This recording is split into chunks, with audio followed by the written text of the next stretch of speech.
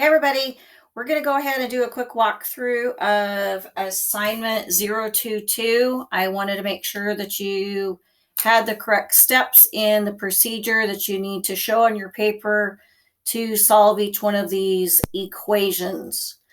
So in your Google Classroom, there is a sample sheet that helps you with the steps and a reminder that we're going to be looping those constants and putting a box around the coefficients. So let's start off with number one. We have negative 7x equals 63. We know negative 7x means negative 7 times x equals 63. 63 is a number, and that is a constant. So we're going to put a loop around the 63. And negative 7 is the coefficient. So we're going to put a box around that, and we also need to make sure that we include the sign.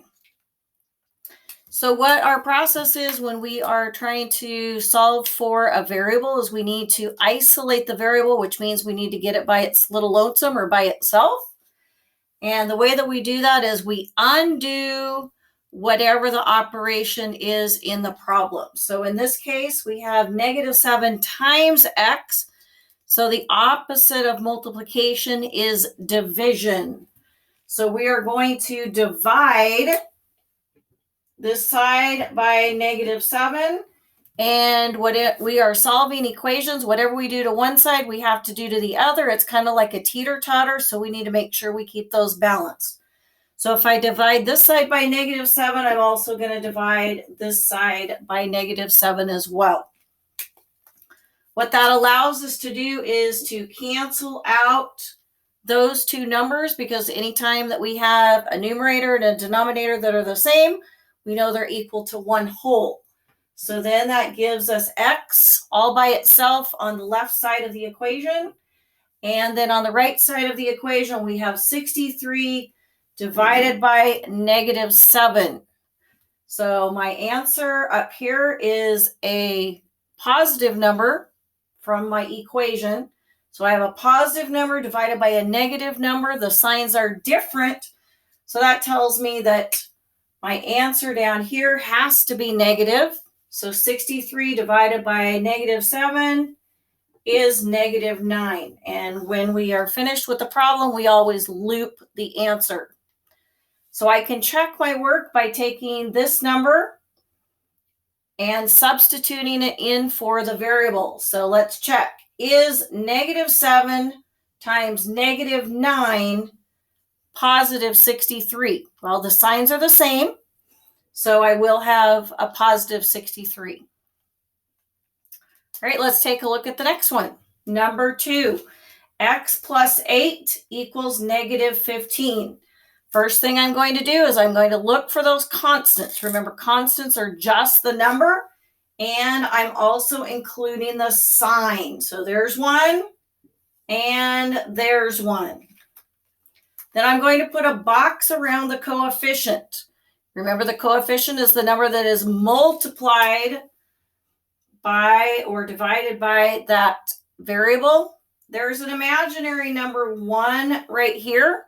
So we're going to go ahead and put a box around that.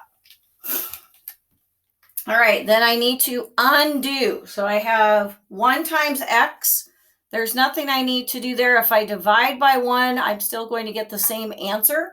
So we're going to go move to anything that's added or subtracted now. So in order to get the x alone, I need to get rid of this extra stuff, which is kind of like garbage. I want to get rid of it. So I have adding 8. The way that I get rid of adding 8 is to subtract 8.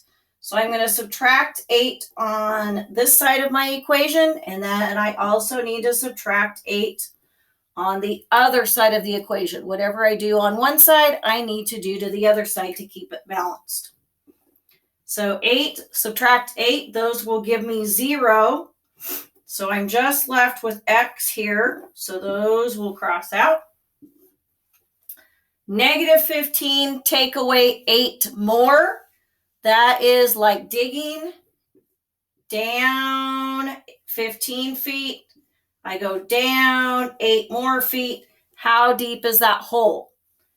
It ends up being negative 23. So that would be the solution to problem 2. I can check that by substituting in negative 23 plus 8. So negative 23 on my number line, moving 8 spaces to the right, I would end up at negative 15. Right, 3 and 4 look like they're a little bit more challenging, but they're not. So let's take a look at these ones. I have 2/3 x equals 27. The first thing I'm going to do is I'm going to loop anything that is just a number, which is a constant. Here it is, right there. And then I'm going to put a box around the coefficient. The coefficient is that number that is multiplied by the variable. So there it is. And it has an imaginary plus sign there. All right, so what that means is 2/3 times x equals 27. I have to undo, which means to do the opposite. The opposite of multiplying a number is to divide, or when I'm dividing by a fraction, I'm actually multiplying by the reciprocal. So for this one, I would multiply by 3 halves. Whatever I do to one side, I need to do to the other side. All right, the reason why I do that is to eliminate that fractional part, because 3 over 3, 2 over 2, those are wholes. If I multiplied that out, I would have 6 over 6, which is equal to 1 whole. So I can actually eliminate that. Then I'm left with x on the left side. On the right side, I'm going to end up with 27 times 3 halves. 27 times 3. Let's think about that. If you're not sure, use your calculator.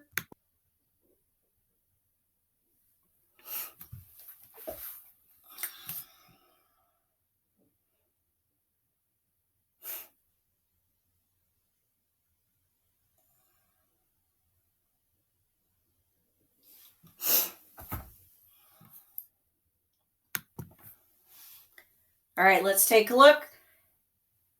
2 times 27 is 54.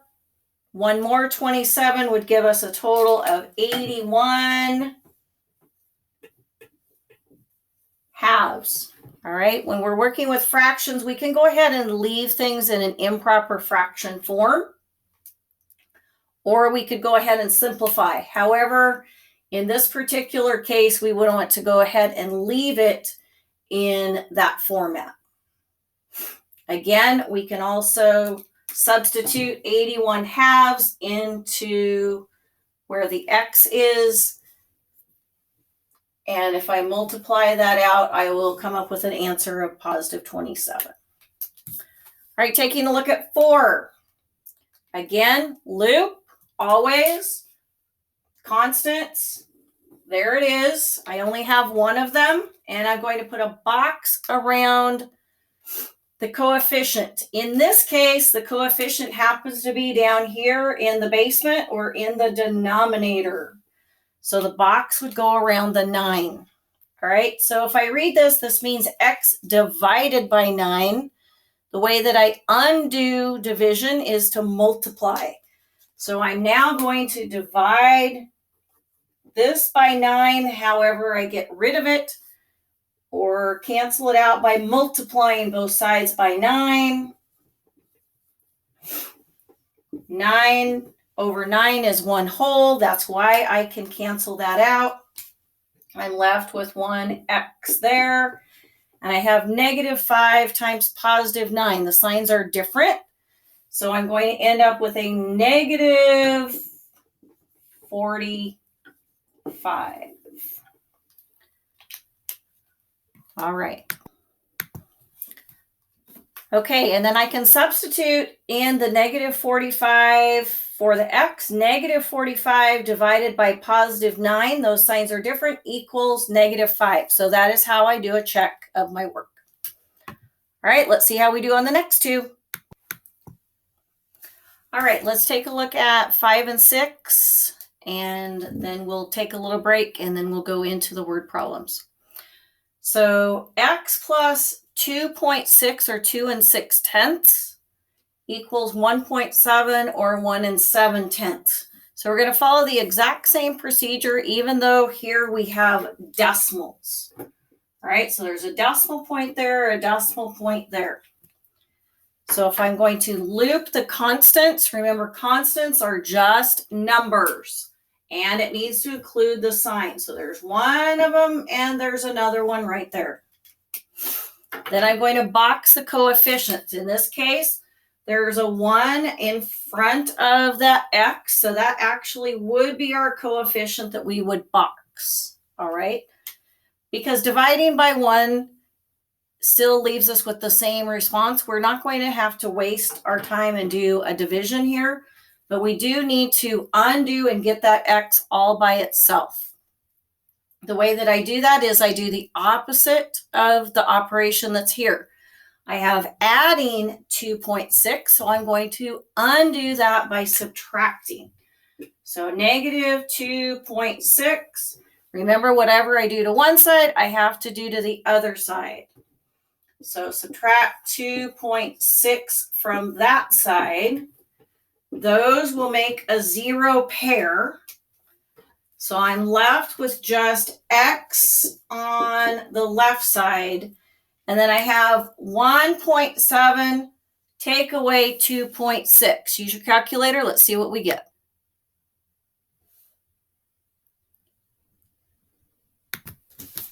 All right. We should end up with a negative number because the negative is bigger in quantity and value than the positive value. So 1.7 take away 2.6 is negative 0.9. Again, we're going to put a loop around that. If I substituted 0.9 up here where the x is, I would have negative 0.9 plus 2.6 equals 1.7. All right, moving over to number 6. I have a negative 8x equals negative 56. So here, first thing I always do is I'm going to loop those constants. The only one that is just a number is the 56. And then the coefficient gets a box. The coefficient is the number that is multiplied by x. So that one gets a box. So this means negative 8 times x. So I have to undo that. To undo multiplication, I'm going to do the opposite, which is to divide. So I'm going to divide this side by negative 8. Whatever I do to one side, I need to do to the other side. Divide by negative 8. Those will cancel because they have the same value in the numerator and the denominator. So I have x left on this side. I have a negative number divided by a negative number. The signs are the same. So I'm going to end up with a positive value, and negative 56 divided by negative 8 happens to be positive 7. And again, I can take the 7, substitute it in here for the x. Negative 8 times positive 7. Signs are different. I'm going to end up with a negative product. All right, hope that helped.